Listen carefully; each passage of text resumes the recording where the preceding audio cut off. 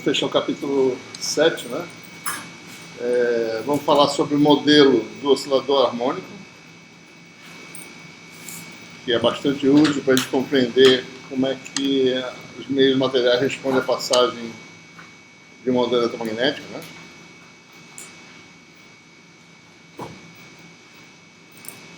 E a gente vai ver como é que aparecem as perdas, dispersão e perdas, né?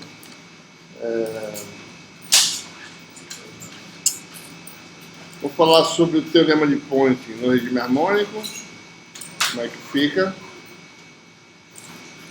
para meios lineares, né?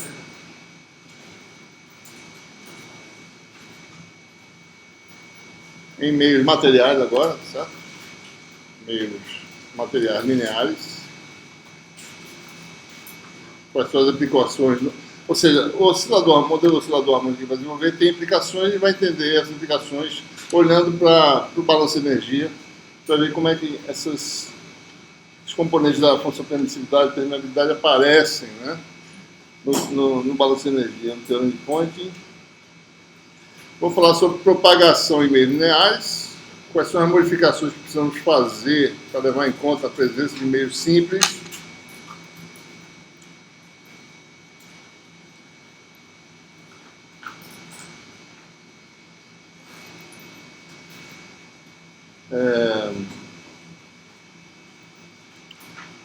Vou falar sobre perdas, né, que acontece quando você tem um meio ligeiramente dissipativo do ponto de vista dielétrico, né, e vou falar sobre dispersão. O que é dispersão? Vou ilustrar aqui mais ou menos. E vamos fechar aqui mostrando mais ou menos como é que é o espectro eletromagnético, como ele está sendo ocupado atualmente.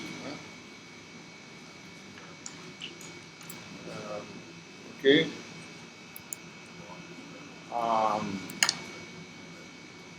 Então, observe o seguinte, quando nós estudamos o dipolo elétrico, né? Tá? A gente estudou o dipolo elétrico, viu, bom, qual é o potencial do dipolo, certo? Qual é o campo do dipolo. Daí a gente falou, bom, se eu tiver um campo externo no meio material constituído de vários dipolos, o que acontece? Daí a gente definiu a função polarização. Da polarização a gente definiu o vetor de densidade de fluxo elétrico, que, conectado com o campo elétrico, pode fornecer a função permissividade elétrica. Mas lá é regime estático. Né? Mesma coisa para magnetização. Né? A gente vai fazer um modelo, no caso elétrico apenas, e a gente vai ver que esse modelo se aplica em várias situações.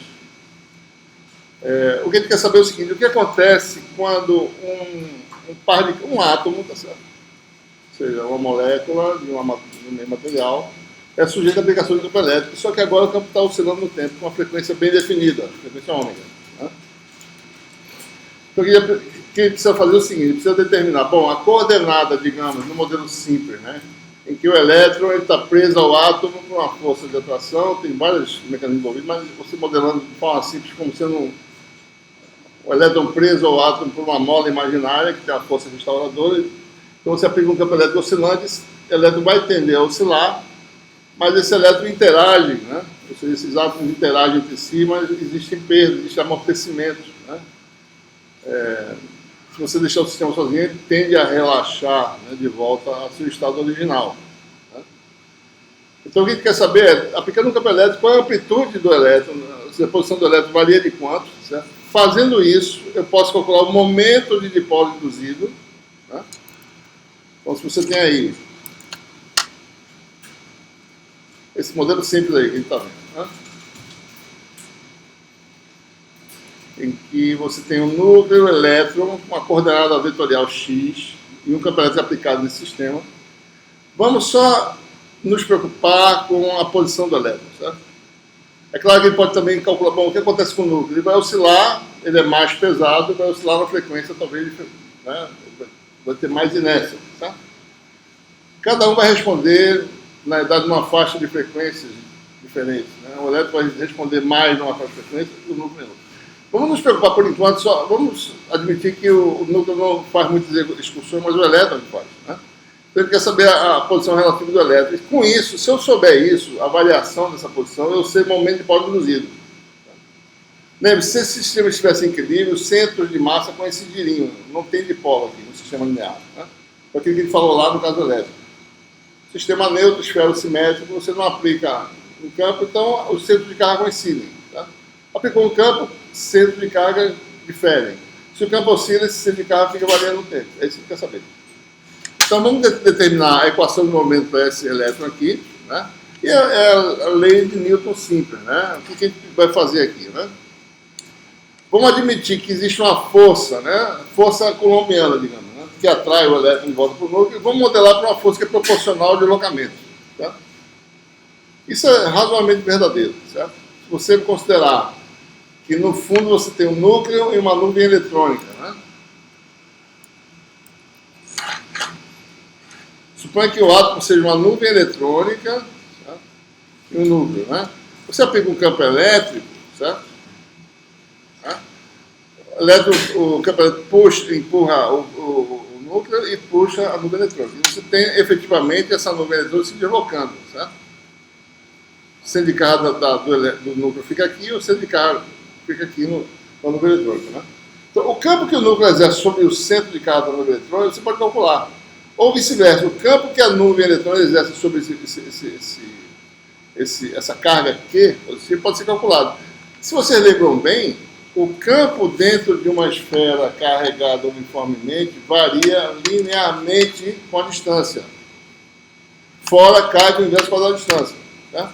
Então a força que essa nuvem eletrônica exerce sobre a carga passiva é linearmente relacionada à separação entre as cargas. Então é razoável supor que isso aqui seja verdade, que a força que o núcleo, ao contrário, a força que o núcleo exerce sobre o elétron é proporcional ao deslocamento. Né? O modelo que a gente esperaria. Certo? Essa é a força que aparece sobre. Vou botar uma ferramenta aqui. Essa é a força que aparece sobre o elétron, a força instaladora, né, que se opõe ao movimento. Força elástica, né? F igual a Kx, menos Kx. Ora, existem perdas no sistema. Como é que a gente modela a perda no sistema? Vai aparecer um termo que é proporcional à velocidade do elétron, certo? Que se opõe ao movimento. Né? Todo movimento no ambiente viscoso gera uma força que se opõe a esse movimento proporcional à velocidade. Então existe um segundo termo de força, que é esse aqui, força viscosa. Né? E existe a força elétrica sobre o elétron. Então, no elétron, tem três forças atuantes, certo? Campo elétrico, né? Tem essa força aqui. Se o campo está para cima, a carga negativa, a força elétrica está para cá, Q vezes E, certo? Uma força para cá, que é a força elástica, e uma força viscosa também, que está para cá, se opondo ao movimento, ou está para lá, dependendo do movimento elétrico, certo? Então, a gente simplesmente aplica a lei de Newton, soma das forças, né? Força elástica, mais força viscosa, mais a força elétrica, é o resultado das forças, igual a massa vezes a aceleração. Esse é o modelo. Apenas isso. Tá? Bom, vamos aqui só observar. Bem, então, vamos lá. Força do núcleo, né? É menos K, uma constante de mola, vezes X. Que essa constante de mola, ele falou que é um parâmetro, que é a massa do elétron, frequência natural que a gente vai identificar depois, ao quadrado. Dimensionalmente é isso aqui que dá, vezes X. Certo? Força viscosa é proporcional à velocidade. Aparece uma constante gama aqui. Esse X é um X arredondado. Estou esquecendo aqui, né? Porque ele está no regime temporal, tá certo? Força elétrica. A carga do elétron, né? Vou chamar de Q. Deixa eu ver se eu chamo de Q. Só que essa carga é negativa, tá? Q vezes esse número é negativo, tá? Certo? Bom, gama é um parâmetro que tem dimensão de inverso de tempo, certo? Segunda menos 1. Né? Ou de frequência, se vocês quiserem. Né? ciclo por segundo, ou outra coisa assim, ou A de 1 por segundo. Né? Tempo a menos 1. Né? Isso aqui é frequência também. Né? No caso, seria uma frequência angular, eu chamo de ômega, M é massa do sistema SI. Então, a equação de movimento por elétron seria a soma das forças, que vai ser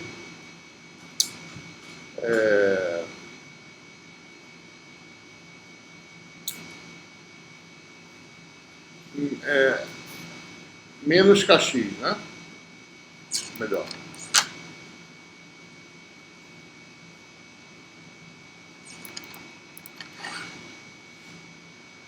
Força elástica mais força viscosa.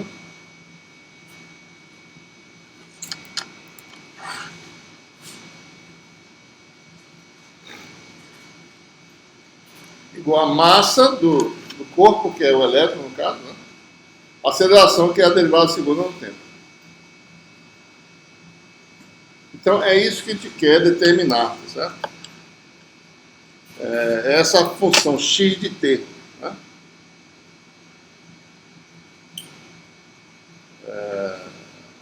Cadê, rapaz?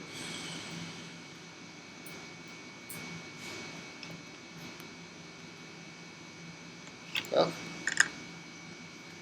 Então, nós temos uma equação diferencial de segunda ordem, né? Vamos lá. Então, vai ser m d2x dt2 menos gama m dx dt menos m ômega zero. Desculpa, não está errado aqui, né? É igual, né? É igual isso aqui. Então, passando para cá, fica mais o m ômega zero ao quadrado x. Ficou do lado de lá menos que, aliás, q vezes zero. Né? Q vezes zero. E se eu dividir por m, né? Então você fica aí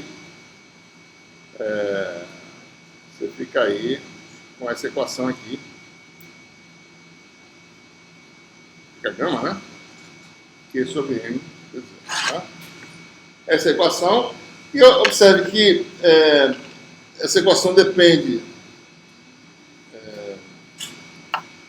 da direção do campo aplicado, né? O campo aplicado, digamos que o campo está aplicado numa da direção, digamos que essa direção aqui seja a direção x. Né? Então, digamos que E é igual a E a x. Né? É a opção de tempo, tá, pessoal? Opção temporal. Então, você tem aí que na x é um vetor que tem 3 coordenadas, em cartesiana, vamos botar assim, x, y, z. Né? Oi. É menos que aqui, né?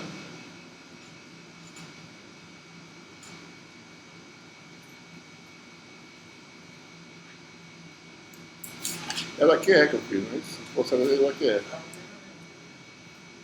É que sobre M mesmo. Aqui está errado, na realidade. Aqui é mais. Né? Você Q vezes zero, né? Que é negativo, está lá dentro do sinal, certo? Então esse aqui ficou aqui, daí o resto foi para o lado de lá, ficou positivo. Certo? Então eu quebro em três equações. Duas delas, na direção y e z, né? Você tem, balanceando essa equação, x é dado por isso, é dado por E00, né? Então, você fica então com duas equações do tipo D2, DT2, Y e Z, né? Mais gama DDT, Y e Z, né? Só Y e Z aqui no caso. Mais ômega zero ao quadrado, Y ou Z. Igual a 0, 0, né? Nos casos das coordenadas Y e Z, não existe aplicação de campo nessas direções, certo? Oi? Homogêneo. E na direção X tem uma equação que é não homogênea. D2x dt2 mais gama dx dt mais ômega zero ao quadrado x igual a Q vezes componente x do campo elétrico. Bom, Eu estou aplicando um campo conhecido. Sobre M. Certo? Bom, essas equações aqui, né, são equações conhecidas, tá certo? Isso aqui, em teoria de circuito, é constante de amortecimento, isso aqui é frequência natural, na realidade, é frequência de ressonância. Desculpa, frequência natural de oscilação, certo?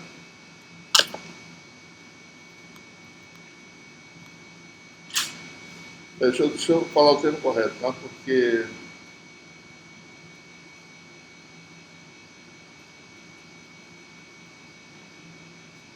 Não, isso aqui é chamada frequência de ressonância, né? Ômega zero. E gama é a constante de amortecimento, tá? Dimensão de frequência, né? Dimensão de frequência também, tá? Qual é a solução dessa equação? Bom, se no regime de baixo amortecimento,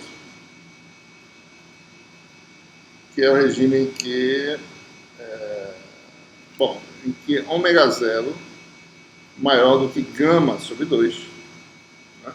Isso aqui dá uma função amortecida e oscilatória. Né? Dá algo do tipo... essa aqui, né? A equação aqui. Vai dar algo do tipo y ou z. É algo do tipo exponencial de menos gama sobre 2, né? Gama sobre 2, se eu não estou enganado. E cosseno de ômega maiúsculo t mais uma fase que depende das condições iniciais da equação, certo?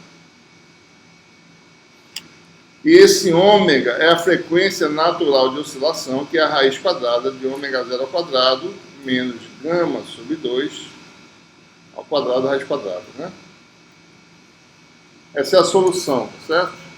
Deixa eu pegar aqui uma coisinha que eu esqueci.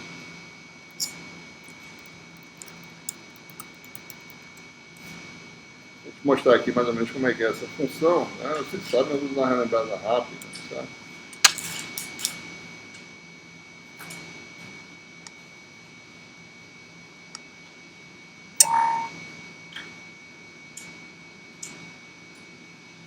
Essa função aí, não, bicho, tá fazendo errado. Não é isso não.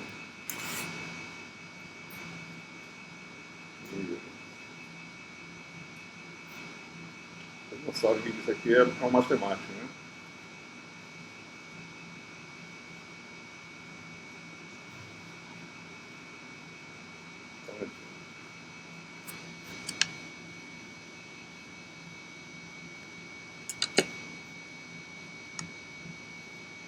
Muito bem. Então, essa função aí,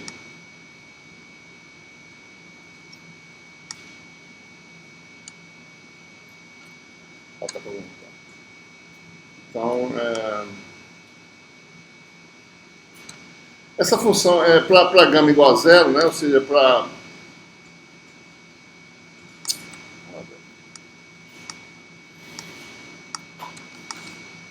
Deixa eu só aumentar esse negócio aqui, tá meio... Deixa eu dar mais...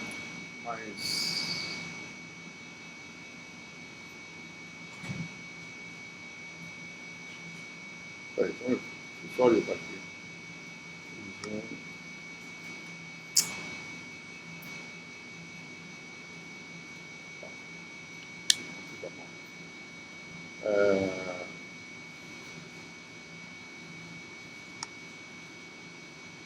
Isso é com amortecimento zero, né? Se você aumenta o amortecimento, você tem essa onda amortecida aí, né? Ou seja, quer dizer assim, se você tem a condição inicial para as coordenadas y ou z, depois de algum tempo essas coordenadas vão para zero. Né? Tá? A rapidez com que vão para zero depende de quão grande é a constante de amortecimento que eu estou mexendo aqui. Né? Tá? Quanto mais amortecido, mais rapidamente desaparece o efeito. E a oscilação, a frequência natural de oscilação, diz a frequência de oscilação. Né? Então é um compromisso entre essas duas coisas, né? Rapidamente amortece. Então você solta o sistema, a condição inicial y e z fora do lugar, não tem nenhum estímulo externo, né? Tende aí a posição de equilíbrio, certo? Essa é a solução. Bem. Bom, Para resolver para x, aí depende de como o campo está sendo aplicado, depende da função f. Né? Tem a solução homogênea, que tem esse formato aqui, mais ou menos, e a particular. A homogênea, como é a solução homogênea é dessa forma, a solução homogênea desaparece depois de algum tempo. Mas fica particular, né, reproduzindo mais ou menos o que é o campo aplicado. O particular vai seguir o que o campo fizer. A homogênea desaparece. Bom, vamos assumir então um regime permanente, né, em que o campo é dado, né, no regime harmônico. Né. Vamos admitir que a gente está aqui, campo é a parte real do fasor E, exponencial de J ômega t, e aí a gente vai determinar a solução do regime permanente, a solução que permanece existindo depois de algum tempo. A solução homogênea foi embora. Então, isso aqui a gente vai agora fazer o quê? Na prática é pegar DDT, transformar em J ômega, né? X vai ser a parte real de um fasor X reto, né?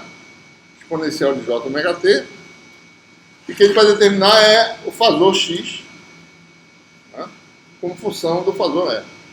Quando eu faço isso, derivada segunda dá menos ômega 2, né? Aqui vem J ômega no lugar da derivada primeira, né? Por aí vai. E substitui por X, vira uma equação algébrica do tipo menos ômega 2 mais J ômega gama mais ômega 0 ao quadrado vezes X igual a Q sobre M. E eu tenho então a amplitude induzida na direção X. É dado por essa expressão.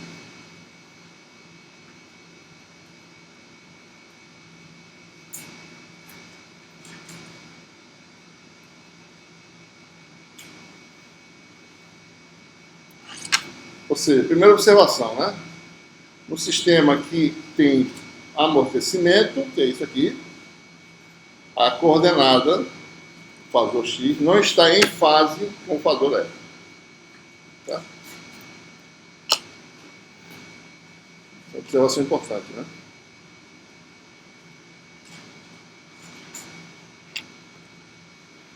Então, aí tá a coordenada X. Bom, daí o que a gente quer fazer aqui? Para que a gente está falando o cálculo X? Porque eu quero calcular o momento de polo induzido.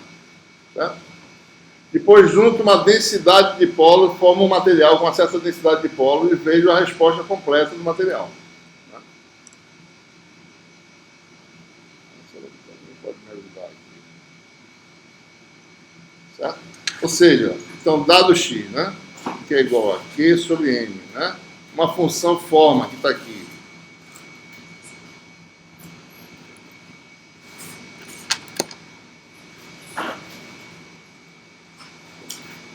Bom, então está aqui o núcleo, certo?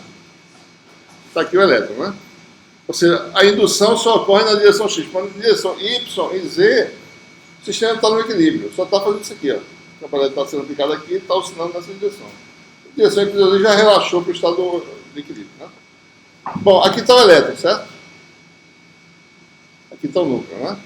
Momento de polo, se a coordenada do elétron é X, que é esse X aqui, momento de polo é Q, a carga positiva, que é menos Q, se Q é a carga do elétron, né? Menos Q é a carga do núcleo, tá? Vezes a coordenada daqui para cá, certo? Que é menos X. Tá? Então, o momento de dipolo induzido na direção X, chamado de Px, é igual a Q vezes X, tá? E o momento de dipolo induzido, vetorialmente, né, vai ser P igual a QX 0, 0. Né? Bom, como X é dado por isso, eu posso simplesmente escrever que P é igual a Q2 sobre M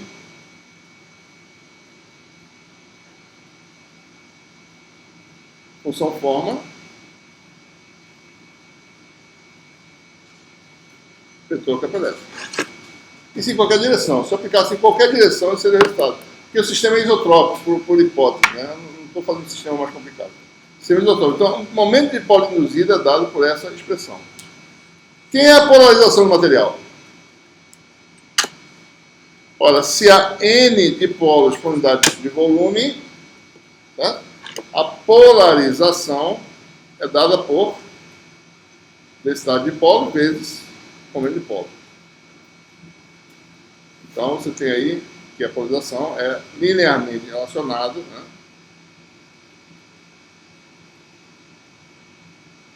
ao campo elétrico.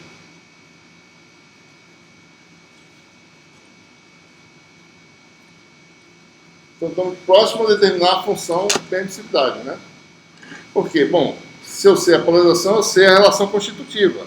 D igual a ε0E mais P. Sistema linear, então isso aqui é uma função permissividade ε vezes E. Tá? Eu posso escrever assim, ó. ε sobre ε0 vezes E é igual a ε mais E mais 1 sobre ε0 vezes P. Tá? Então eu jogo 1 sobre ε0 vezes P aqui, é alguma coisa vezes E. Então eu tenho que ε sobre ε0, que eu vou chamar, é a permissividade relativa, né? Vou chamar de ε relativo. Tá? Vai dar o coeficiente de E, que é 1 vezes E mais esse fator aqui, que é N, vou escrever dessa forma, ômega P ao quadrado, dessa forma, sobre ômega 0 ao quadrado menos ômega 2, mais J ômega gama, né? Em que ômega P é uma frequência especial, tá certo? Dada por isso aqui. Ômega P ao quadrado é chamado também de frequência de plasma. Tá?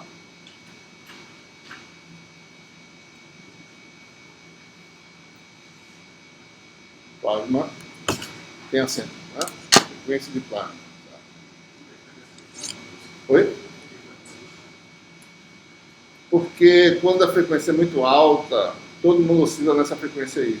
Todos os componentes do material oscilam nessa frequência. É como se todo mundo frequência. Na verdade, assim, se você passar desse número, todo material, qualquer que seja, se torna transparente. Né? Todo material se torna transparente. Tá? Por isso que no raio-x passa através de tudo, né? A frequência é muito alta. Se passou da frequência de plasma, por exemplo, um pedaço, se você pegar um pedaço de vidro, metalizar com ouro, não é muito espesso. Tá?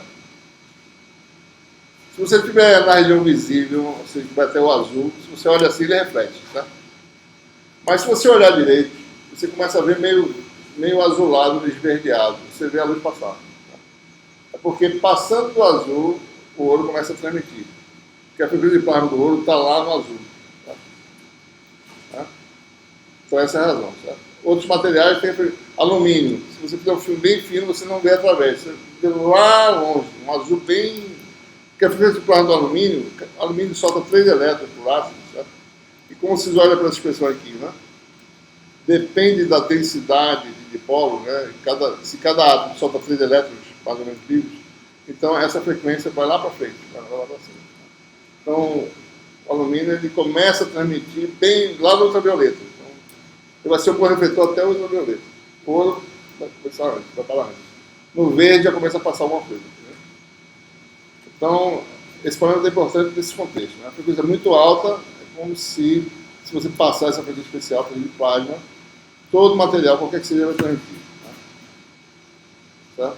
É um parâmetro importante. Né? Eu defini aqui, né? Veio daqui da continha. Né? N, Q2 é um ε0 aqui embaixo, tem dimensão aí de frequência. Né? Você olhar aqui, tá? Então, essa é a resposta. O que a gente observa aqui? Né? O epsilon relativo, né, é 1 mais a susceptibilidade. Esse termo aqui que aparece, o adicional ao número 1, é a susceptibilidade elétrica, né? Que é um número complexo, certo? A permissividade relativa tem duas partes, parte real e imaginária. Se a gente for ver a parte imaginária disso aqui, para calcular, você multiplica pelo conjugado, né? Daí vai ficar o quadrado disso, que é o número positivo, mais o quadrado disso, que é o número positivo. Mais a parte imaginária vai ser o quê? Negativa. Tá? Então isso aqui pode ser escrito assim, ó. Epsilon, parte real chamada de epsiloninha, mais uma parte real que é garantidamente negativa para materiais que amortecem, né? Então vou botar um menos aqui, J, epsilon do arminho, tá? Ambos funções da frequência. Né? Epsilon é calculado como a parte real disso, que é 1 mais alguma coisa, e o epsilon do arminho é a parte imaginária, né? E o epsilon do arminho aqui é positivo, porque isso como todo é negativo. Tá? Então, quais são as coisas que a gente observa de característica na função permissividade? Que a gente observou, né? A gente vai olhar novamente para essa função. Certo?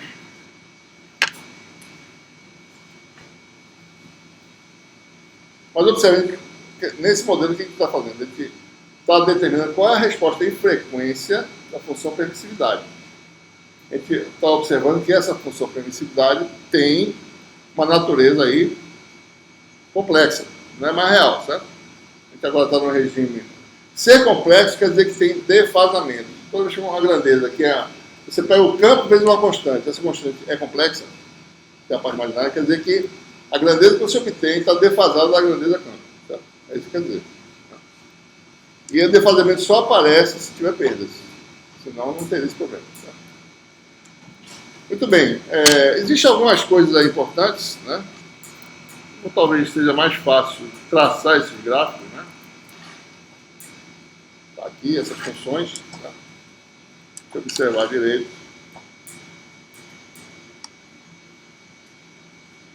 Aí está tanto a parte real quanto a parte imaginária, só do termo incremental, certo? Isso aqui é a função, essa função susceptibilidade elétrica. Né? A epsiloninha, né, é 1 mais a parte real, né? Tá? E o epsilon do arminhas, né, é igual a esse que é do arminhas, né? Chamar o que é, né? Chamar assim, de parte real mais parte imaginária, que é negativa. Tá? Então, o epsilon do arminhas é o que do arminhas em si. Né? Isso aqui são todos valores relativos, né?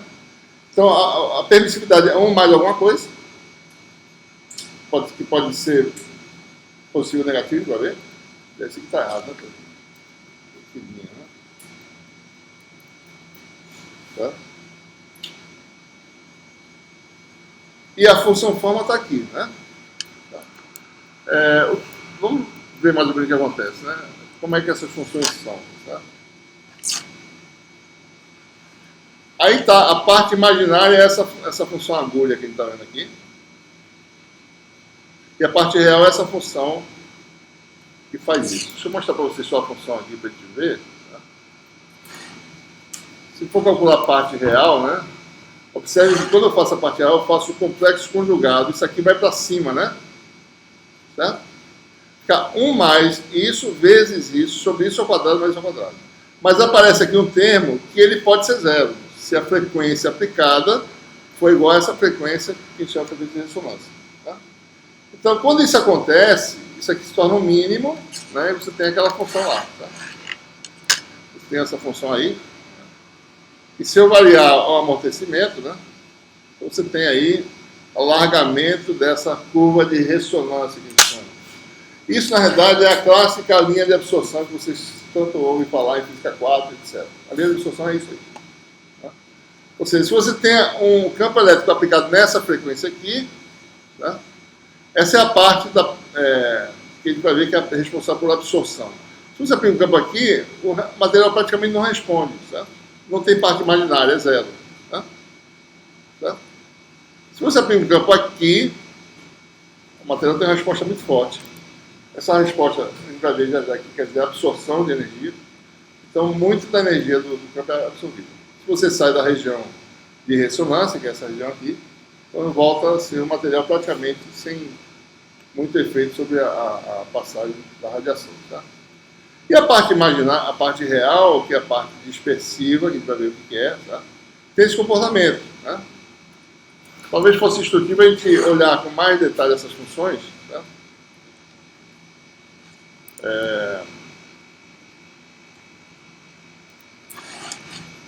Condição de ressonância é essa exatamente, com a frequência do campo aplicado é igual àquela frequência que aparece no denominador, né? Ômega igual a ômega zero, isso aqui dá o mínimo, né? Observe que, só olhar para essa função, se ômega igual a ômega zero, a parte real dá 1, né? E a parte imaginária dá menos alguma coisa aqui, né? Tá? Então, exatamente em cima da ressonância, o material é como se fosse vácuo. É relativo igual a 1. Mas tem a parte imaginária forte, que é a função forte. Tá? A gente pode olhar para essas funções na aproximação lorentziana. Né? Vocês talvez já tenham ouvido falar disso. Né? No regime em que ômega é aproximadamente ômega zero. Né? E a frequência de ressonância é muito maior do que a constante de amortecimento, você pode fazer algumas aproximações se vocês olharem para o denominador que aparece lá. Né? Ômega zero ao quadrado menos ômega 2, né? Aparece ao quadrado mais j gama ômega. Né? Então, quando eu faço ômega zero, isso aqui, né? Desculpa, não tem esse quadrado não. Né? Esse é o denominador da função complexa lá, certo? Então, se vocês forem ver, bom, eu faço isso aqui, ômega zero menos ômega zero mais ômega.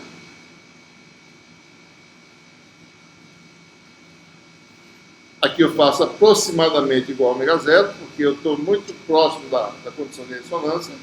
Tá? Isso aqui eu transformo mais ou menos aproximadamente em 2 ômega zero, porque eu estou sempre muito próximo dessa região. Tá? Fica também em torno dessa condição. Então o denominador fica mais simples, né? Fica ômega zero, 2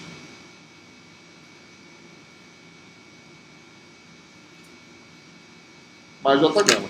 Aí fica o denominador daquela expressão fica assim, e eu posso calcular a parte real imaginária. Quando eu fizer essa conta, isso aqui vai dar. Diga. Vai ser ômega zero, seria 2 ômega zero ao quadrado. Ó, Vai substituir ó, ômega zero mais ômega dá 2 ômega zero. Eu ficou 2 ômega zero, está aqui, ômega zero menos ômega, né? Não consegue. Tá. E aí essa expressão fica na aproximação que a gente chama de lorentziana. Você tem essas seguintes funções, certo? Epsiloninha, né? Aproximadamente 1 mais, aí fica essa função aqui, que é uma função que muda de sinal, você passa pela ressonância, né?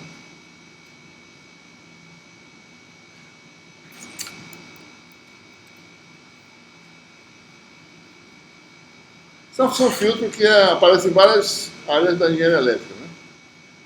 Circuitos ressonantes têm uma resposta em frequência mais ou menos desse tipo aí, tá? Que é essa função lorentziana aqui. Né? A gente vai ver isso ainda no capítulo 12. Certo? Essa função filtro aqui é muito conhecida. Né? Função de tipo lorentziana, né? Transformada da função exponencial. Aparece em vários lugares. Né? Essa função, observe, né? ela para frequências menores que ômega zero, isso aqui é positivo. Para frequências superiores dá negativo. Né? E epsilon das linhas, que dá aquela função que tem uma agulha, né? Ômega p ao quadrado. Faltou aqui o termo, tá, pessoal? Ômega p ao quadrado sobre 2 ômega zero. Né?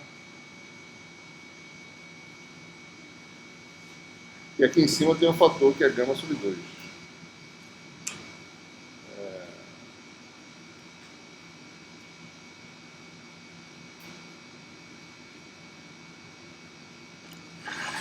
Observe que essa função aqui na ressonância, que é ômega igual a ômega zero, isso aqui atinge o valor máximo, né? Que é aquela função agulha que eu mostrei agora há pouco. Certo? Na ressonância, essa aqui é a parte imaginária, que é a parte real. Né?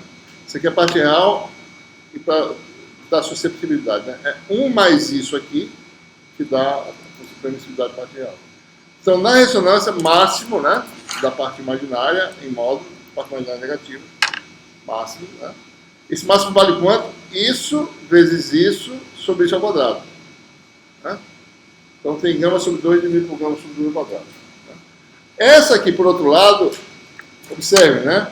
Essa função aqui, para ômega menor que ômega zero, epsilon' é o quê? Maior do que 1. Tá? Então, abaixo de uma ressonância de um determinado material, esquecendo essa parte aqui, tá? Olha só para essa parte aqui, que ela tem um significado importante, que é o epsilon que a gente conhece. O epsilon que a gente está habituado é esse aqui. Epsilon é maior que 1, que a gente está acostumado com isso. Tá? Mas se ômega for maior que ômega, ômega igual a 0, dá quanto? Epsilon igual a quanto? 1. É como se o material não existisse, esquecendo as perdas lá, tá? E o ômega maior que ômega 0. Epsilon é o quê? Menor que 1. Tá?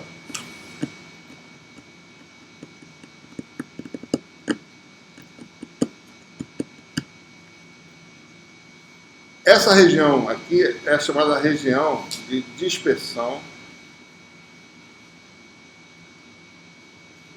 anômala.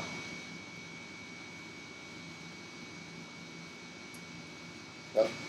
Observe, ele está falando de uma situação hipotética de um material que só tem uma ressonância. Tá? Na realidade, o material não só tem uma ressonância, tem várias ressonâncias. Um átomo tem vários elétrons, cada um responde a uma frequência natural diferente, cada uma ressoa em um lugar diferente. Então são várias combinações. Mas se for só essa, você já tem uma região em que o epsilon é menor que 1. Ele, depois, muito longe da ressonância, né? Você olhando para o gráfico aqui, muito longe, tá certo? Deixa eu diminuir, reduzir a mutação. Muito longe, né? O efeito desaparece, né? Volta a ser. Né? Então o epsilon é maior que 1, né? Se torna bem acentuado aqui. Você sai da ressonância, o epsilon é mais ou menos igual ao epsilon do vácuo, digamos assim, né?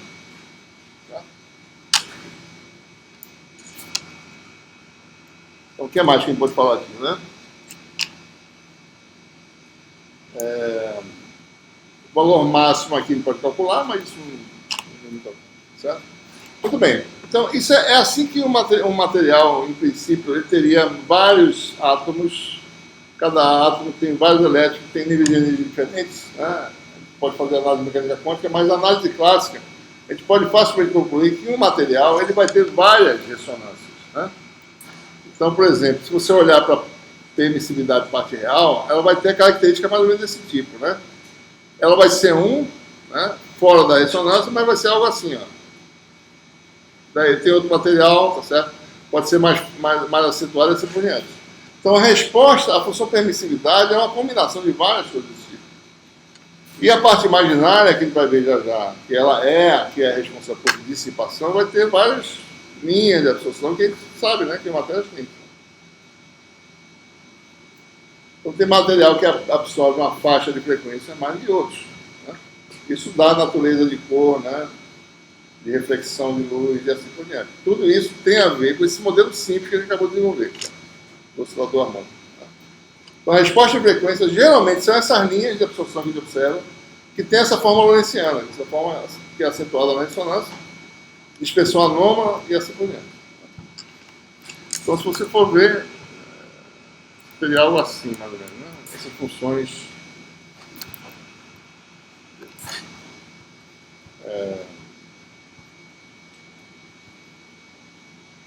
mais ou menos assim, na parte real, né?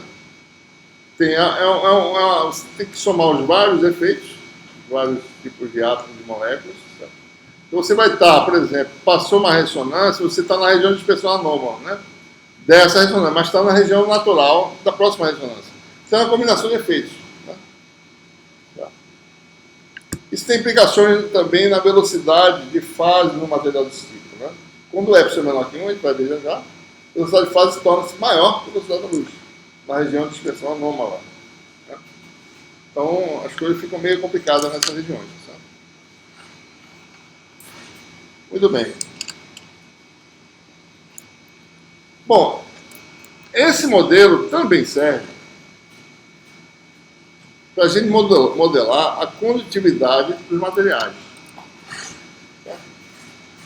A gente, quando estudou condução elétrica, né, a gente separou, né, o efeito de condução elétrica do efeito de polo elétrico. Né? Mas a gente pode jogar todo mundo na sua permissividade se a gente quiser. Observe que a resposta, né, que a gente obteve, né, foi algo assim, certo? Voltando lá a equaçãozinha. Né?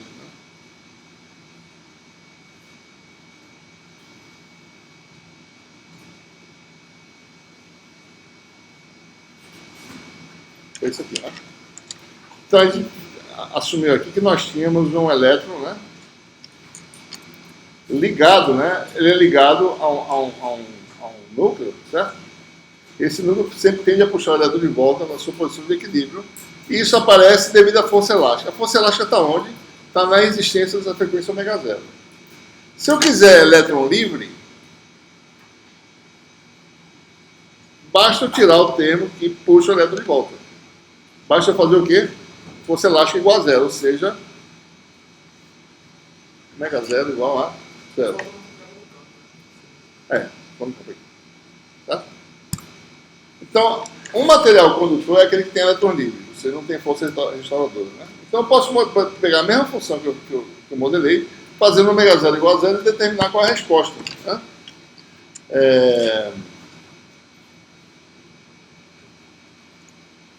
Então, observe que a densidade de corrente, só para a gente ver, né? Se eu fizer ômega zero igual a zero, X vai dar Q sobre M. Né? 1 sobre menos ômega 2 mais J ômega gama. Pois é. Essa seria a resposta do material que tem elétrons livres, um condutor. Né? Como é que a gente determina a condutividade?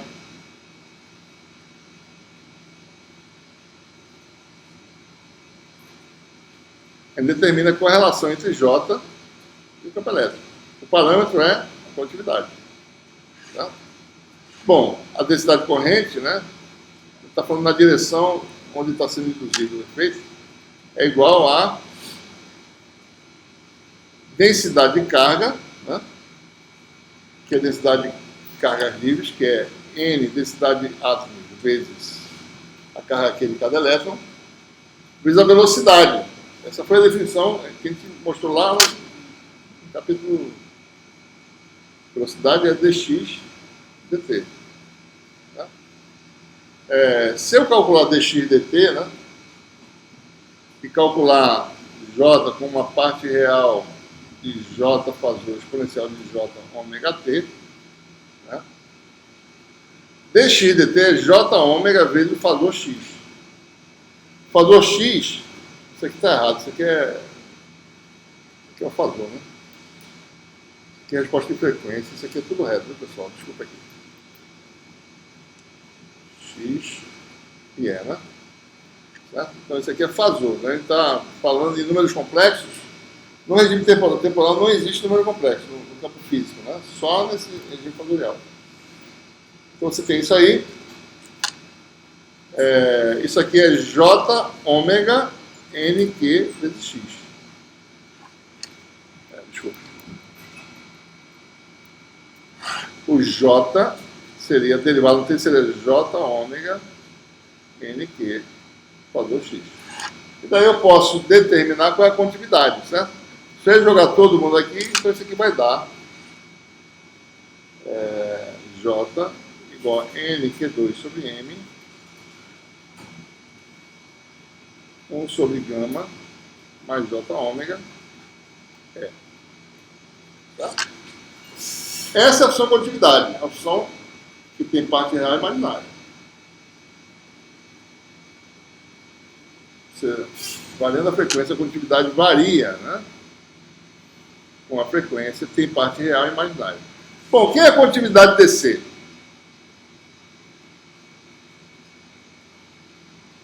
Desse modelo eu posso obter. Como é que eu calculo?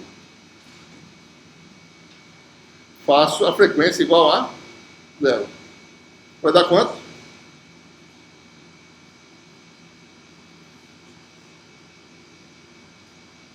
M gama. Gama é o inverso do tempo de colisão. lá que a gente deduziu. Isso aqui dá NQ2 tal C sobre M, um resultado que a gente conhece já na teoria de condução elétrica. Certo? Então, na realidade, esse gama, que é o mecanismo de perda, que é o canal de perda do sistema, é o inverso do tempo de colisão, no caso do elétron livre. Tá? Como se fosse um tempo de colisão inverso, que bate com a expressão que a gente obteve lá, no caso da condução elétrica. Tá? Ou seja, eu posso determinar a condutividade usando o mesmo modelo, né? Fazendo a frequência igual a zero no caso DC, ou se eu quiser, a resposta em frequência determina a função condutividade em função da frequência. O que eu quero dizer é o seguinte, a partir de agora eu posso levar todo mundo em consideração alguns termos da função permissividade têm frequência natural zero, que são os elétrons livres. E outros termos têm frequência natural não nula, que são os elétrons ligados. Certo? Ok?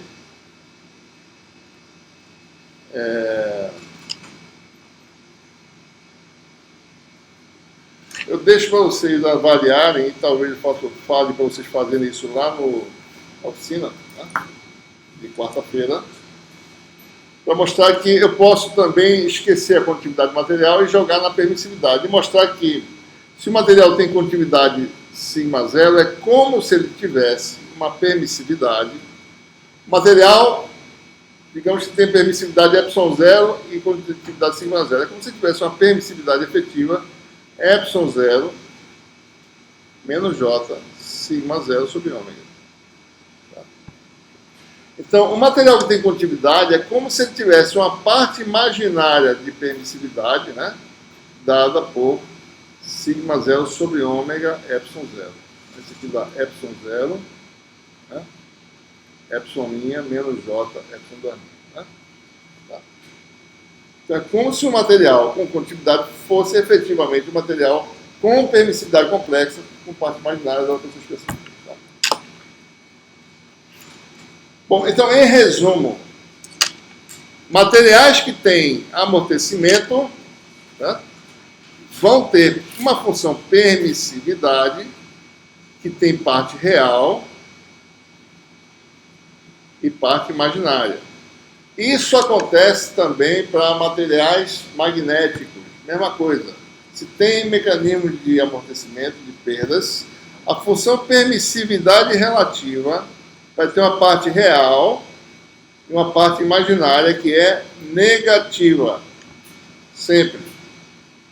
Materiais passivos, ou seja, materiais que absorvem apenas, que não geram, tá? Então, isso aqui é sempre negativo. Tá? Se não for negativo, quer dizer que o material não dissipa, ele dá energia. Isso pode acontecer de forma artificial. Você pode artificialmente fazer uma região produzir energia. Tá? Essa energia vem de algum lugar. Tá? Mas eu posso mudar esse sinal artificialmente, certo? Ok? Então, isso é a coisa mais importante que a gente obtém aqui, e sabe mais ou menos que as coisas numa ressonância são acentuadas. Esse termo aqui é muito importante na ressonância, ou seja, quando ômega iguala uma frequência de ressonância do material. Essa parte aqui é muito forte. Isso aqui se torna muito próximo de 1, certo? O valor relativo próximo de 1. Mas a parte imaginária se torna muito forte, né? Dominante. Ok? Bom, o que acontece então em termos de energia? Quais são as implicações de você ter funções que têm essa característica agora com a parte imaginária negativa? Quer dizer o quê? Vamos olhar aqui o teorema de Poynting.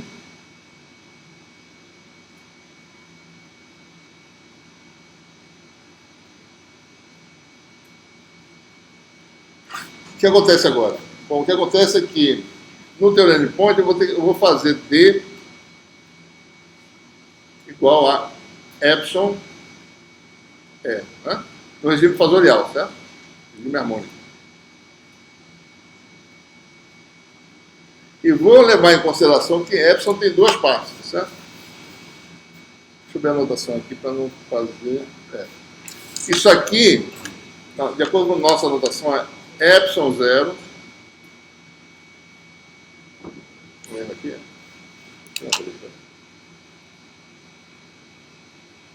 Só um minutinho, tá?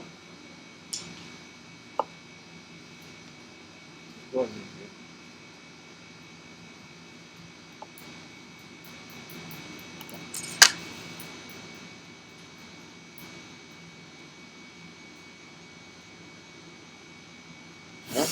E o B, que é igual a μh, né? Agora vai ter parte real imaginária. Dá μ0. Lembre-se que esses valores aqui são relativos, nessa anotação da gente. Certo? Né? E se eu tiver condutividade separada, né? Eu teria J fazor igual a sigma E. Né? Lembre-se, como eu falei, eu posso esquecer isso aqui e jogar aqui dentro, esse negócio, certo? Eu tenho a condutividade. Ou posso separar se eu quiser. Às vezes é mais conveniente separar, às vezes não. Tá? Bom, então tem várias situações aqui. A gente vai só... Deixa para vocês fazerem essas continhas, tá certo? Mas é mais importante de ver agora as implicações disso aí. Tá? Bom, primeiro caso, meio não condutor, epsilon e sigma reais. Quer dizer o quê, né? Não tem densidade corrente, não tem elétron livre no material. É um material isolante que tem elétrons ligados. Né? Então, se você observa no teorema de Ponte, eu vou precisar do conjugado de D e conjugado de H. Certo? Como epsilon é real, conjugado de epsilon dá epsilon. Como mi é real, conjugado de mi dá mi. Então, se ele for calcular os vários termos que aparecem no teorema de Poynting, tem a energia elétrica, é dada pela expressão, que aparece, né? Lembrando, né? Epsilon é real, viu, pessoal? Epsilon é real. Isso aqui é um número real, tá? Epsilon é 2, mi é H2. Tá? Se ele for calcular, deixa eu botar aqui só a equação, tá? Separadamente, né?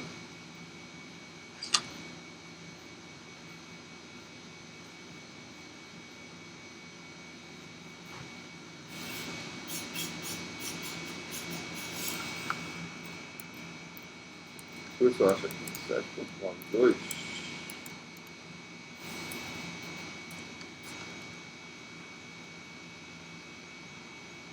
Tá aqui. Essa aqui é a expressão, certo? Vou botar aqui separado, né? Vou pegar ela aqui, botar ela por aqui, separada, para a gente ficar olhando para ela.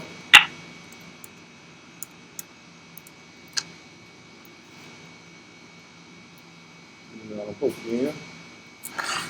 Ficou um pouco grande, né?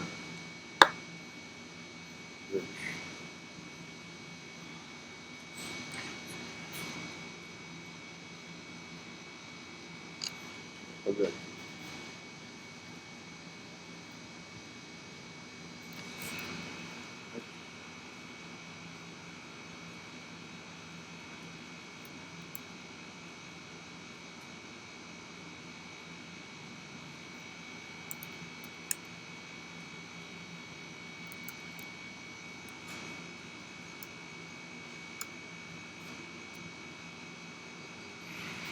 Aqui a expressão.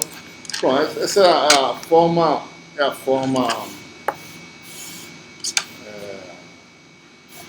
o regime harmônico, né? Tem fatores. Esse é, ou seja, o fluxo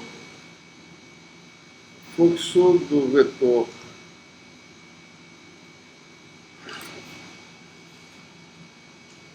cadê minha caneta?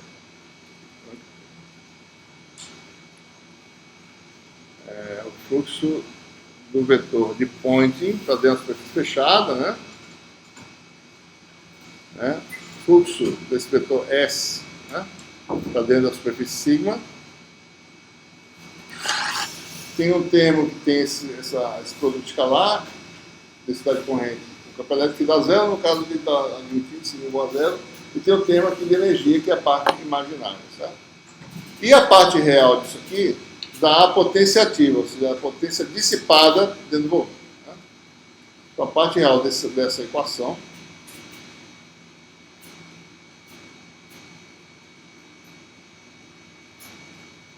dá a potência dissipada em V. Essa é a nossa interpretação. Tá? V é o volume considerado. Né? Parte real. Então, observe, né? Quando J é igual a zero,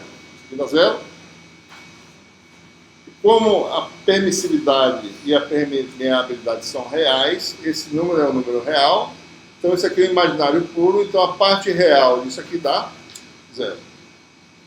Então, o material aqui não tem condutividade. Epsilon e Mi são puramente reais, você não tem amortecimento, né? Palavra-chave. Então, o meio não dissipa, é um meio não dissipativo, tá? Deixa eu voltar para lá.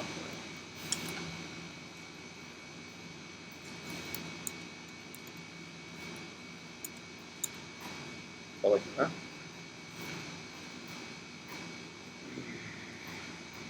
Certo? Então é isso que a gente conclui, né?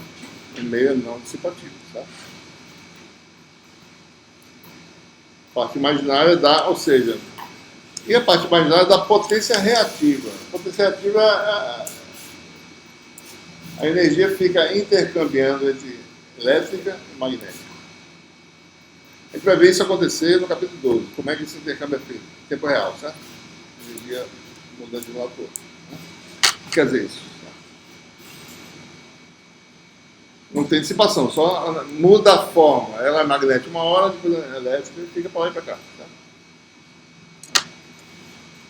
Bom, segundo caso, meio satisfazendo a lei de Ohm, sigma, epsilon e mi reais. Ou seja, só tem condutividade meio condutor, né? Se uma onda eletromagnética penetra no meio condutor, o que acontece? Né? Se epsilon e mi são reais. Então, se a gente for olhar para a expressão, né? J conjugado é igual a sigma, digamos que sigma seja real, sigma conjugado é igual a sigma mesmo, né? Então fica aqui sigma módulo de E ao quadrado. Essa expressão aqui. E aqui você tem novamente, como epsilon e mi são reais, isso aqui dá real, isso aqui é puramente imaginário, e a parte real disso agora vai dar só esse termo aqui, né? Então a parte real do fluxo de potência que está dentro do volume dá um número positivo. Você tem dissipação por perdas ômicas no material. Tá? Condutividade, ou seja, essas perdas ocorrem por quê? Porque tem colisão. Colisão aquece. Tá? É por isso. A energia faz as coisas mexerem, certo? E colidem e perdem energia. Meio condutor satisfazendo a lei de Ohm com sigma real e agora epsilon e mi complexo. Complexo de que forma? Né? Epsilon e mi agora tem aquele jeito.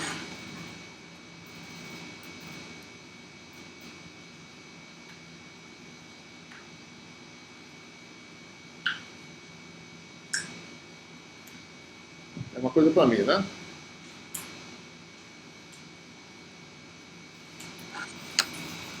Então ele tem que tomar cuidado aqui nessa expressão, tá certo? WE, né? Observe que WE, para calcular, né? A densidade de energia, o Wzinho né? É 1/4 de DE conjugado, né? Deixa eu ver aqui a expressão. Não está aqui.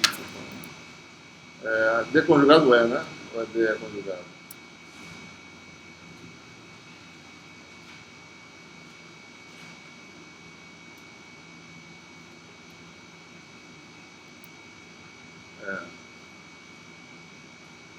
Acho que é D conjugado. Certo? Quando você faz isso, aqui vai dar 1/4 epsilon 0 epsilon linha mais conjugado, né? Mais. Acho que é o contrário, pessoal. É o contrário. É DE conjugado. Deixa eu ver aqui um pouco, peraí. É o deconjugado, né? Que eu quero, né? Deconjugado é. Não tá certo.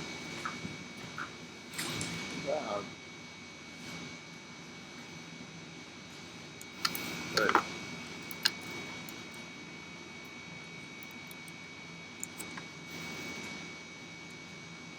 Nossa, não, qual foi a equação mesmo? Bom, eu acho que estou vendo o sinal errado aqui. Não vai bater, sabe?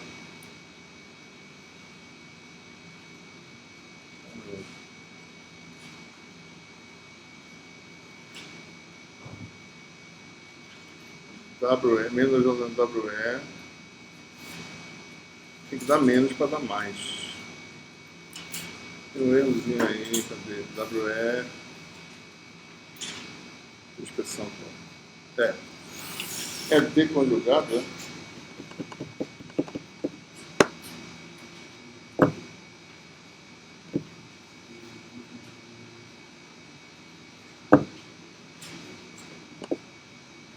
Vamos fazer assim, eu estou achando estranho aqui. Bom, vamos ver aqui. Não, está certo, totalmente certo. Né? Estou viajando aqui. Está certo, é D conjugado, está certíssimo, certo? Então, a energia, então o que acontece, né? WE, depois eu falo. WE, né? 1/4, né? Da integral de volume, né? É D conjugado, então isso aqui vai ser ε0 módulo de E ao quadrado mais J epsilon do Arinha, né?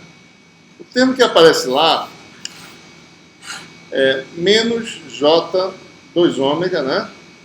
WE menos WM. Só para entender os sinais, tá? Então, menos J ômega com menos aqui dá mais, tá certo?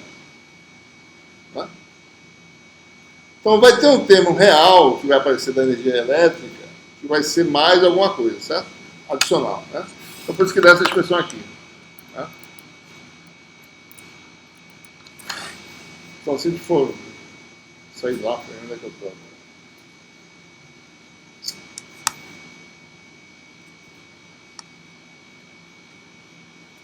Então, se a gente for ver aqui, vai aparecer o quê, né?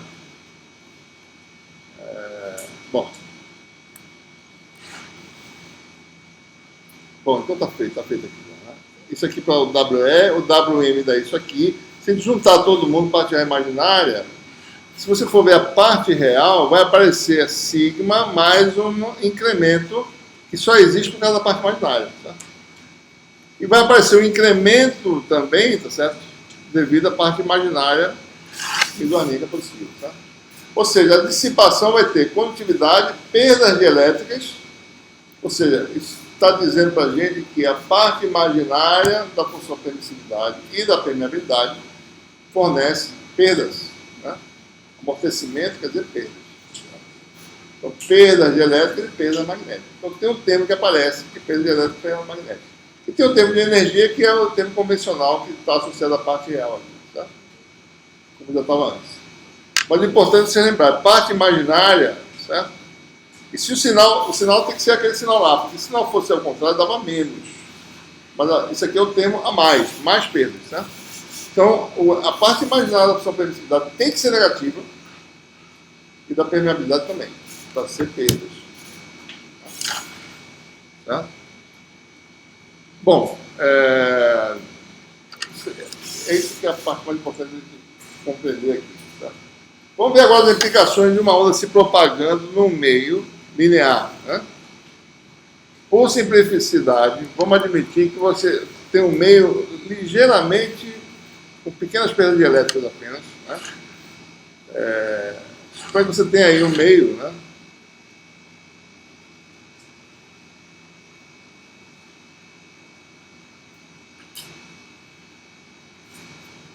A gente vai... Deixa eu fazer o completo aqui.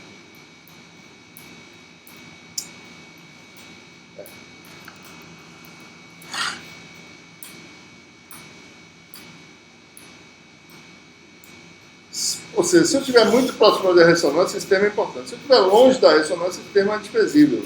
Estão lembrados da função que eu mostrei para vocês aqui, né? Se eu estiver fora da ressonância, a parte imaginária que é essa aqui, ela não tem efeito nenhum, certo? Não tem dissipação. Dissipação só ocorre aqui nessa região, certo?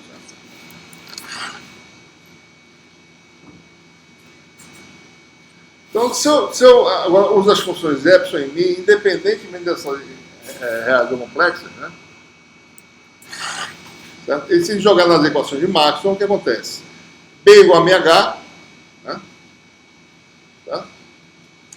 Sem levar em conta qual é a natureza. Né? Suponha que o meio não tenha condutividade por simplicidade, né? Sigma igual a zero, certo? E se tiver condutividade, ele joga no epsilon. É isso que eu falei para vocês. Aquela condutividade eu posso jogar na parte imaginária do epsilon, se eu quiser. Então eu posso escrever as equações de Maxwell dessa forma. Mi aparece aqui na equação por rotação de E. Divergente de E não tem carga livre, né? Só tem carga ligada, certo? Ou a carga sempre neutra, o sistema está sempre neutro, né? Divergente de B igual a zero, rotacional de H igual a J ômega epsilon E, que é o D. Né? Se eu for mexer nessas equações agora e obter a equação de Helmholtz, o que a gente acontece? Se eu obter a equação mais ou menos que é a equação de Helmholtz, para cada fasor é o H, tá?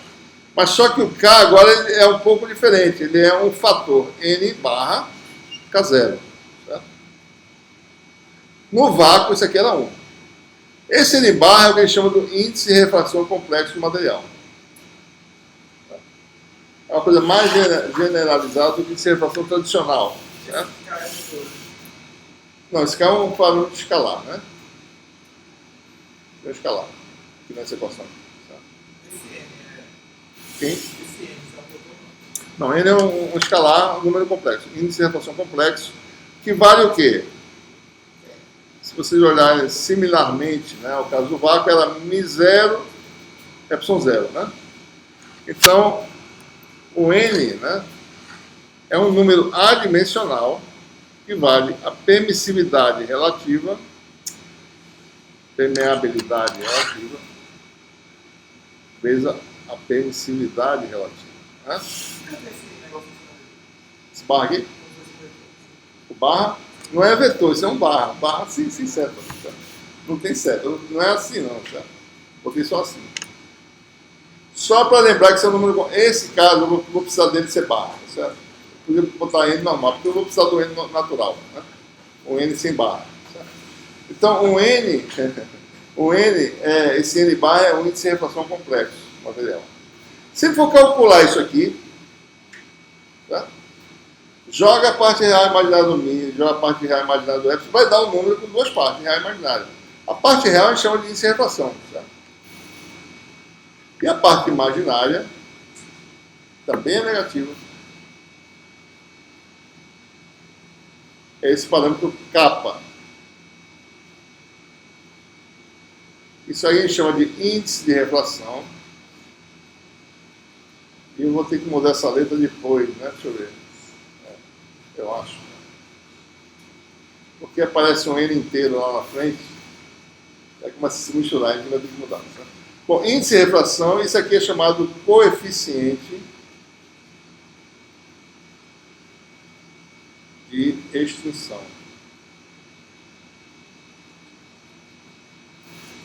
Tá? Se vocês querem saber, né, como é que os materiais, qual é o índice de refração complexo dos materiais, vocês podem ir nesse site aqui.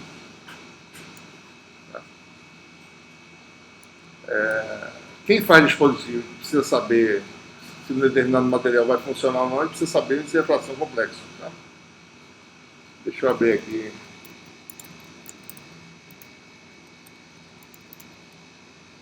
Não está online. Eita, não está online, né? Por que não está online? Ah, está no SPE. Deixa eu entrar aqui no site para mostrar para vocês um site legal. E se alguém aí precisar dessas informações, você pode achar aí, tá certo? Oi.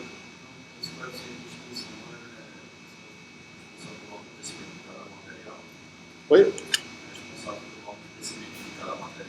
Pelo quê? O conhecimento de expressão é que a gente vai ver já já. Uma onda anda, passa no material, se tiver conhecimento de extinção diferente de zero, ela vai tender a se atenuar. Certo? Mas antes de falar sobre isso, quero só mostrar o site para vocês.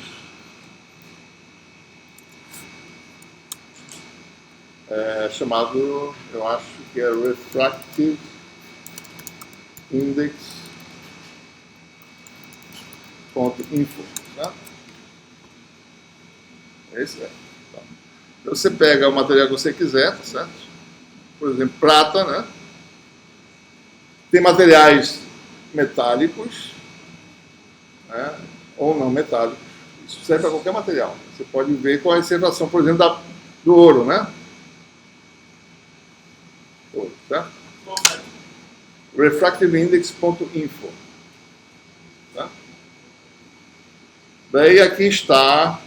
O que é isso aqui? Está mostrando o gráfico. Está mostrando observações de extinção no determinado comprimento de onda, né? E aqui está um gráfico, tá certo? Vocês veem mais ou menos, né? Veja, isso é metal, tá? Não tem aquela ressonância que está acostumado. Tem uma função que é diferente. Posso até calcular para vocês se vocês quiserem, mas não deu caso. A curva é essa aqui. Isso aqui está o comprimento de onda em micro, né? Quanto maior o comprimento de onda, mais no infravermelho eu estou. Quanto menor, mais indo para o azul e raio-x, etc. Então, observe, isso aqui é a observação, parte real, né? A extinção está aqui, ó. Deixa eu botar só isso, certo?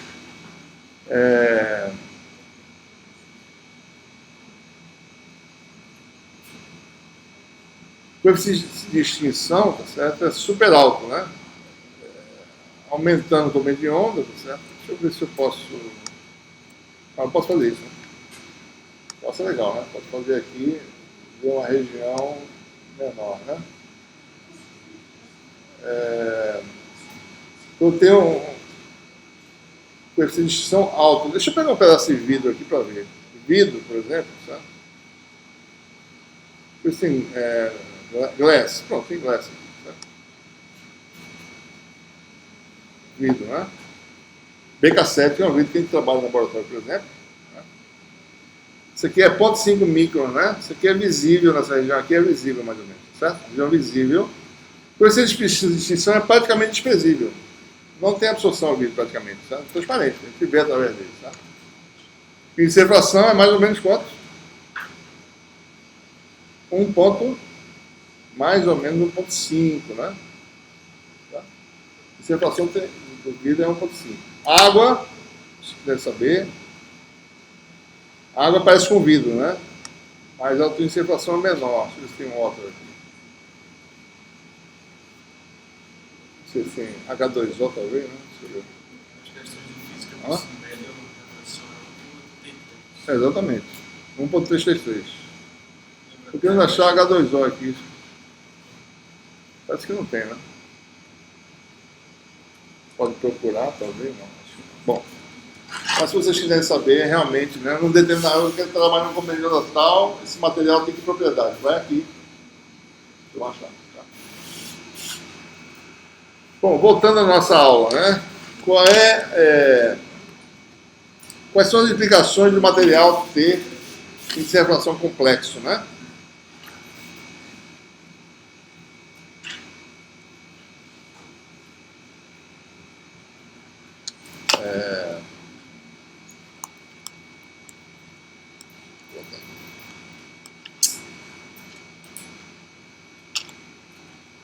Vamos aqui. Tudo bem.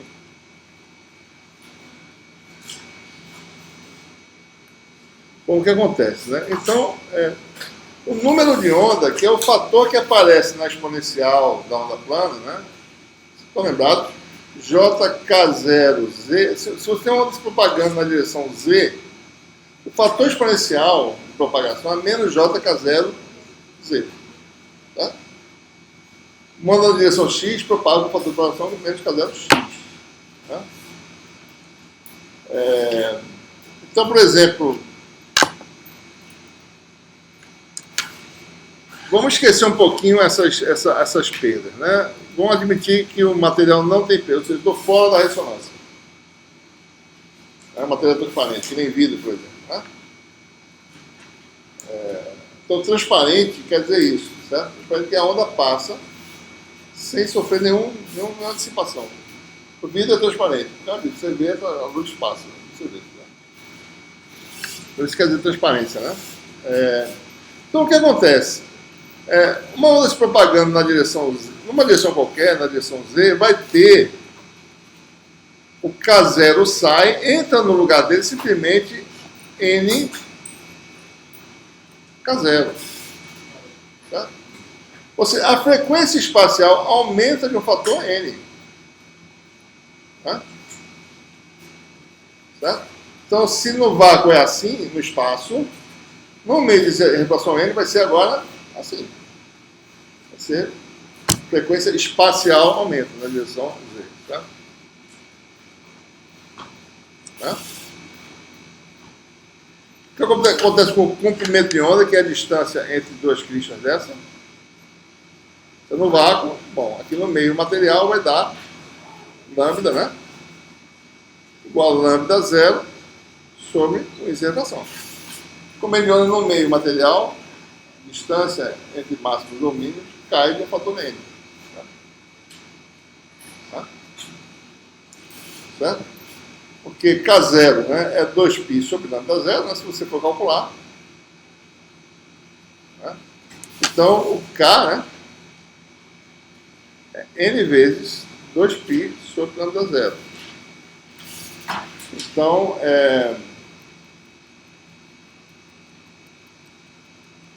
lambda zero sobre N, né, é igual a 2π sobre o número de onda K. Ou seja, o número de ciclos, né, o período, que é 2 que é o inverso do K, 2π sobre K, dá o lambda zero sobre N, que é o lambda no meio. Tá? O que mais? A velocidade de propagação, certo? Que no vácuo era C, né? 1 sobre raiz de μ0 epsilon zero, né? Passa a ser V 1 sobre raiz de μ relativo epsilon relativo. Como no caso esses são reais, isso aqui é 1 sobre N μ0 epsilon zero, porque N é a razão entre esse número e esse aqui. Então você tem que a velocidade é igual à velocidade da luz no vácuo sobre N. No meio de refração N, a velocidade de fase cai de um fator N. Tá? Essa é outra implicação. Né? Entre outras coisas, a impedância de onda agora, no meio desse, se você usa as mesmas expressões para a onda plana, forma canônica, substituindo os parâmetros, jogando os parâmetros aqui. Z, que era raiz de Z0, que era raiz de μ0 sobre epsilon0, passa a ser agora quem? Z igual a μ relativo μ0 sobre epsilon relativo epsilon0, que vai ser a impedância no vácuo vezes um fator que é μ relativo sobre epsilon relativo. Tá? Tá? Então, para você calcular o campo no meio material linear simples desse, sem perdas, substitua tudo que você conhece pelos correspondentes. Só é tirar μ0 epsilon 0 e jogar epsilon μ. Como mediana cai de um fator N, velocidade de fase cai de um fator N. Tá?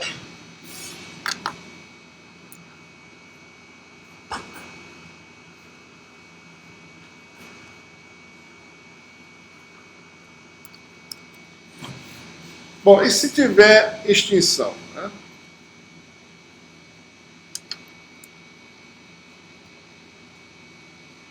Se tiver extinção. Se o termo tiver agora N menos JK. Digamos que você tem uma onda se propagando no meio, ela entra aqui no meio, de comprimento L, certo? A onda se propagando no meio absorvedor. Né? O meio absorvedor é aquele que tem coeficiente de extinção no núcleo, certo? Então a onda entra aqui na entrada, né? E tende a se propagar aqui nesse meio. O que acontece basicamente? Né? O que acontece é que o número de onda que era K0 passou a ser agora NK. Eu acabei de mostrar isso, né? NK0. Né? O fator de propagação da onda, que é exponencial de menos J, que era, né, no vácuo K0Z, passa a ser exponencial de menos J, índice de refração complexo, K0Z. Certo? Então o campo tem esse fator de propagação. O que isso quer dizer? Isso quer dizer que se você jogar essa expressão, vai dar exponencial de menos j, n menos jk, k0, que é o número de onda no vácuo, z. Isso aqui vai dar o quê? Exponencial de... Vai ter uma parte que é menos com menos dá menos, né? Menos k, k0, z, exponencial de menos j, n, k0, z. Isso aqui é o número de onda no meio, certo? Que a gente acabou de falar. N vezes k, k0. E aparece um termo aqui que é a exponencial decrescente. Tá? Então, se você olha a onda, né, ela originalmente faria isso, né? No espaço você teria uma senoide não amortecida. Agora você vai ter uma senoide amortecida com um fator de atenuação aqui, certo? Da expressão. Então ela vai amortecendo cada vez mais. Se o comando do meio absorvido for muito grande, não sai nada do outro lado. Então toda a potência eletromagnética foi absorvida, devido à existência de um coeficiente de extinção, certo? Que vem de onde? Da parte imaginária das funções de permissividade e permeabilidade. Né? Então, se vocês olharem, né, o vetor de Poynting, que é E vetorial H, né,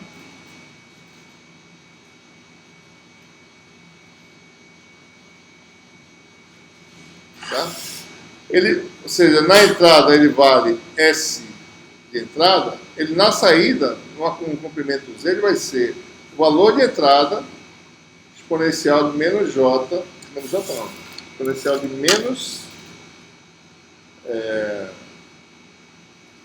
menos alfa Z, né, em que alfa é a constante de atenuação.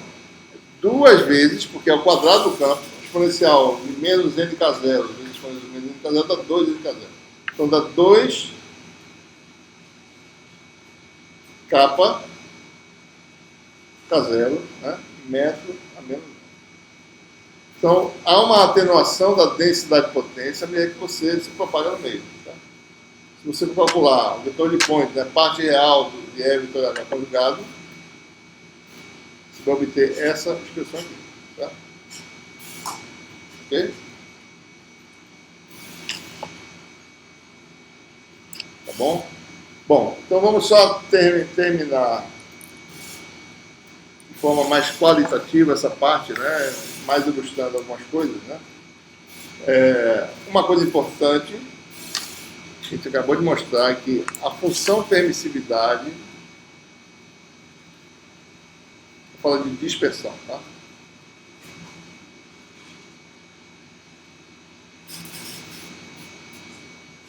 Então, observe, né? A velocidade no meio específico, esqueça as perdas agora, eu falo de dispersão, que é outra coisa.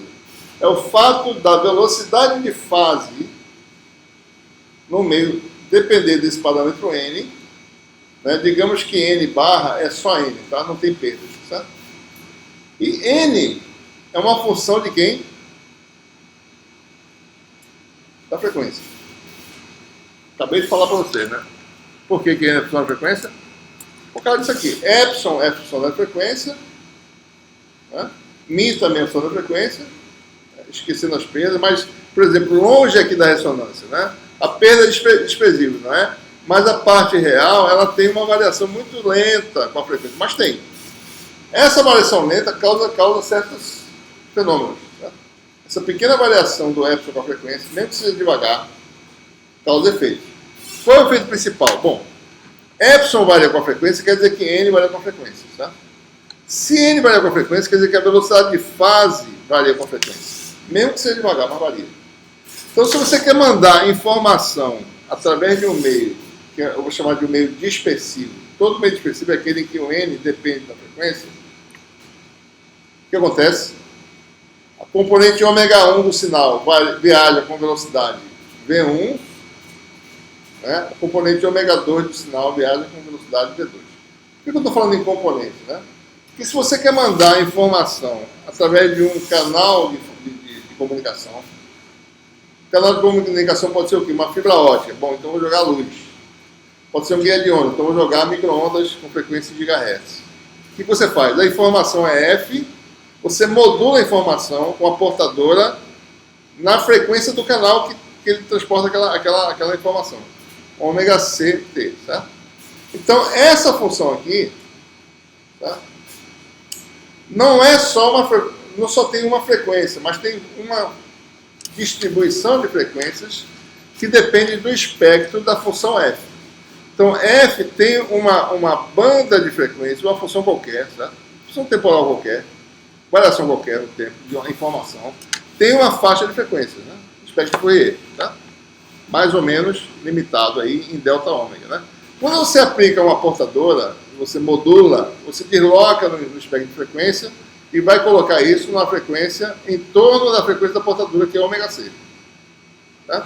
Então, quando você transmite o sinal, na realidade você está transmitindo um grupo de frequências em torno de ômega C, que vai desde ômega C, mais ou menos delta ômega sobre 2 até mais delta ômega sobre 2. Nessa faixa tem várias frequências.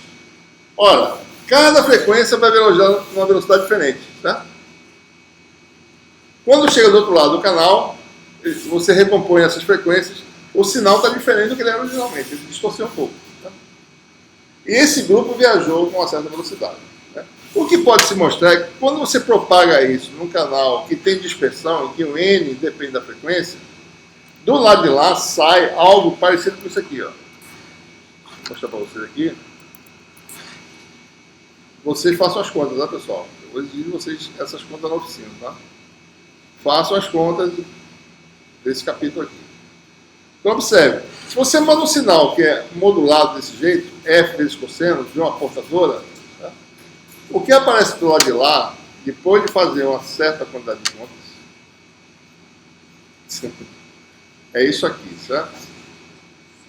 Não vou pedir para vocês fazerem isso, não. Eu vou pedir para vocês fazerem antes disso. Isso aqui é mais qualitativo. Vocês podem estudar isso aí. Vocês vão se deparar com isso em outras situações, tá certo? Ou já se depararam em PECOM, não sei. Mas o que acontece depois de alguma derivação é que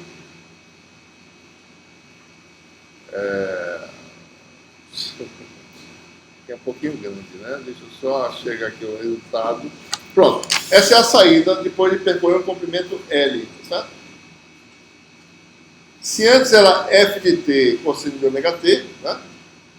A saída é F de T menos alguma coisa, tá? Né? Ômega T menos alguma coisa.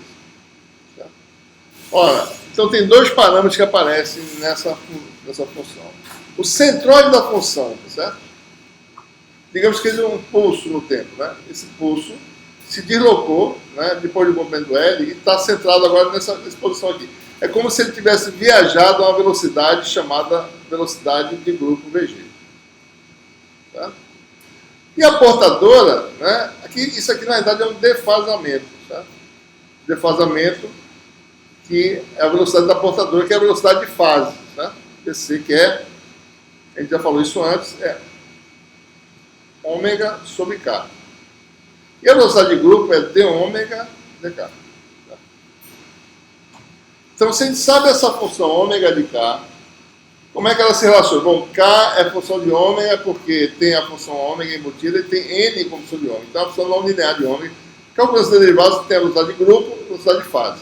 Então, o pacote que você envia, ele viaja na velocidade de grupo, ou seja, a informação vai na velocidade de grupo, e tem isso aqui na velocidade de fase, certo? O que isso quer dizer, né? Vamos ver aqui como é que isso acontece, certo? Deixa eu ver aqui uma animação para vocês verem, né? Isso é mais fácil de entender vendo, né? Nós temos um canal aqui de animações também que pode de vez em quando dar uma olhada em algumas coisas dessas, né?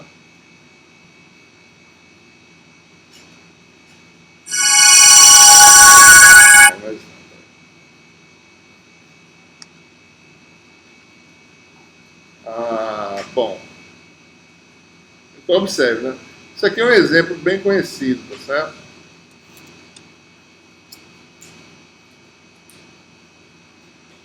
Aqui tem uma onda de baixa frequência modulada por uma de alta frequência. Observe que o pacote aqui viaja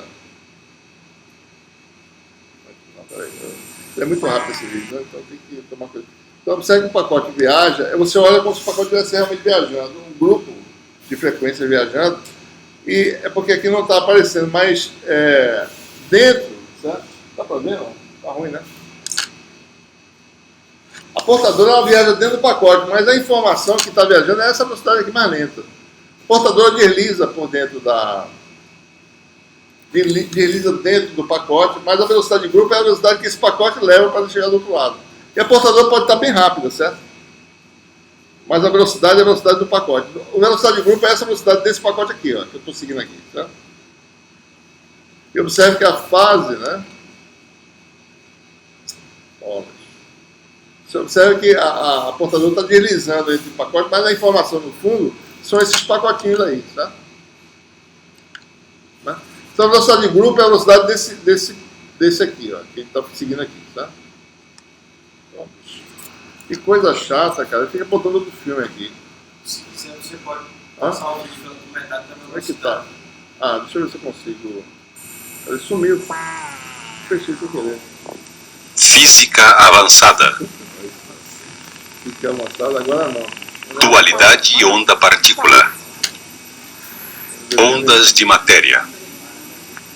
Estou tentando sair daqui. Deixa eu... O que é isso aqui, cara? O que exatamente é a luz? Atualmente, os cientistas precisam de 2 modelos para explicar a luz e outras formas de radiação eletromagnética. Como é que é? Eu faço aqui... Acho que tem uma ali naquela... Dá pausa aí. Acho que é as opções ali. Pega direito. Embaixo não, aqui, né? Do lado, isso. Velocidade normal. Ah, vou fazer mais devagarzinho. Pronto, pois é. Normal. 25. Vou estar 0,25, né? 25. Pronto, então o pacote, né, viaja na velocidade de grupo. Pô, bicho.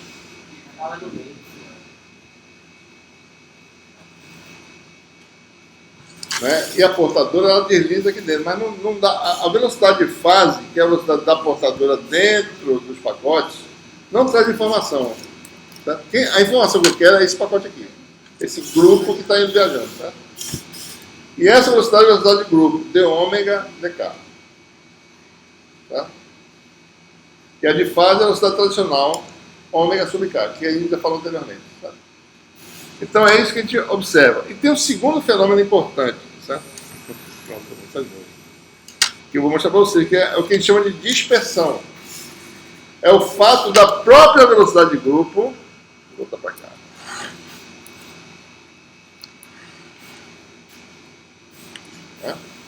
Então, recapitulando, né? Se você olha o diagrama, certo? Ele vai botar essa questão em guia de onda, tá? Se você olha o diagrama, um meio, tá certo? Se você olhar o diagrama de dispersão, que é o que a gente chama, se te calcular, né? Observe que ômega sobre C vezes N é igual a K. Pronto, essa é a relação, certo? Se N fosse 1, ômega sobre C é igual a K0, né? Mas no meio dispersivo, daí tem essa função. Então, essa função K é igual a ômega sobre C, N que é uma função de ômega. Se isso aqui não fosse função de ômega, a relação entre ômega e K seria uma função linear, meio não dispersivo. Se o vácuo é o meio não dispersivo, a velocidade de fase não depende da frequência. É C, 3 vezes 10 metro por segundo. Tá? A velocidade de grupo é derivada dessa função, é constante, que é igual a C, d ômega dk. Tá? Existem meios que têm esse tipo de característica aqui, ó. Tá? Um deles é o guia de onda retangular. A relação entre frequência e número de onda dá isso aqui. Tá? Meio específico. Existem outros meios assim. O que acontece? Ômega sobre K é isso aqui, ó. Isto sobre isso, que é maior do que a velocidade da luz, que é a velocidade de fase. Certo? Não tem significado de velocidade de informação. E a velocidade de grupo é a derivada, que é essa declividade aqui, que é menor que a velocidade da luz. Tem ômega dk. Então, isso aqui seria a velocidade de grupo. A velocidade de fase seria essa razão. Isto sobre isso. Mas o fato importante é que a velocidade de grupo, que é o parâmetro que dá a velocidade de informação, que a gente está falando aqui, também é a declividade. Depende, tá certo? Da frequência, né? Cada ponto desse tem uma declividade diferente. Tá? Então, o grupo de frequência cada frequência vai ter uma velocidade de grupo um pouco diferente. Quais são as consequências? É isso aqui, ó.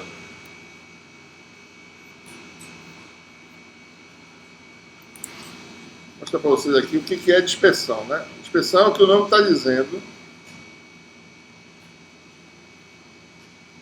Espera um pouquinho. Tá. 2 pacotes de onda se propagando no meio dispersivo, certo? O que acontece? Eles começam a se alargar e um entra na região do outro. E ocorre o fenômeno que você já ouviu falar, que é interferência intersimbólica. Tá?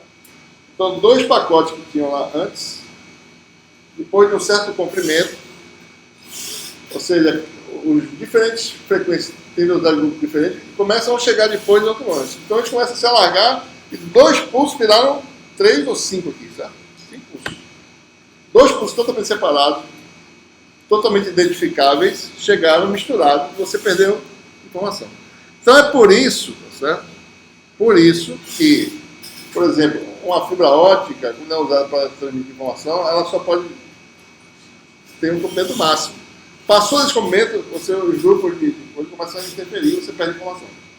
Você sabe. Como é que se calcula isso? Você tem que saber quem é a velocidade de grupo, né, para essa faixa de frequência de uma fibra ótica. Tem que saber quem é aquela função N de ômega, que está no site, certo? Joga lá, calcula a velocidade de grupo e você vai ter essa informação. Qual é o comprimento máximo de um link de fibra ótica para que não ocorra esse fenômeno. Ok? Não, depende da fibra. Tem fibra que... Então, o pessoal fica operando em 1.5, daí vai para 1.6 microns, porque lá a dispersão é muito pequena, então você tem comprimentos maiores, certo? São quilômetros de fibra ótica. Deve fazer um repetidor, um regenerador, certo? Ok? Bom, então, isso que tem que falar hoje, né? Tem uma ata aqui para vocês, quarta-feira da oficina, tá? Façam as derivações desse capítulo aí, né? Ó. Que dia é hoje? Sexta-feira. Quarta-feira, sexta-feira da oficina, ou seja, façam as derivações que eu vou pedir essas coisas para vocês, tá? E lembre-se, né? 30% da nota depende de vocês nessa oficina.